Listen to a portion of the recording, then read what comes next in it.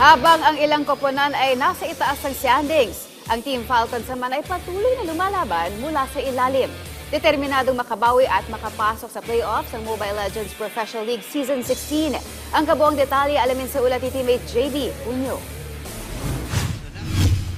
Matapos ang ilang araw na mahigpit na bakbakan, nasa lower table standing ang Team Falcons. Ngunit ang kanilang puso sa laban hindi kailanman bumababa. Para sa kanila, ang bawat match ay parang isa na namang flight mission kung saan kailangan ng precise timing, malinis na coordination at kapit sa isa't isa hanggang sa pinakahuling segundo ng laro. Ayon sa mid laner na si Angelo Few Archangel, slim man ang tsansa nilang makapag-playoffs. Maganda pa rin ang kanilang naging performance laban sa AP Brent.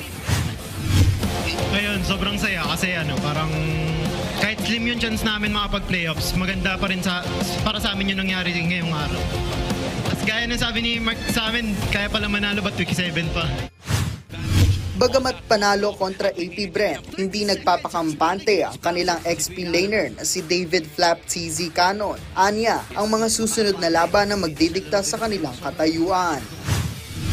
Hindi po ako nagiging kampante kasi may labang pa kami next week.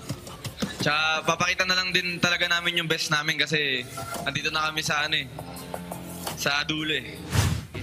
Ayon nga sa kanilang tagline, Fly Higher. Para sa kanila, walang tunay na ibong bumabagsak hanggat may pakpak pa na kayang lumipad para sa determinasyon. Patuloy din nilang tinitingnan ang mga playoff spots bilang isang pagkakataon, hindi lang para makabawi, kundi para patunayan na kaya nilang sumabay sa mga malalaking koponan ng liga. Habang papalapit ang playoffs, patuloy kayang hindi na makalipad ang Falcons o uusbong sila bilang dark horse sa loob ng kompetisyon. JB Hunyo para sa Atletang Pilipino, para sa Bagong Pilipinas.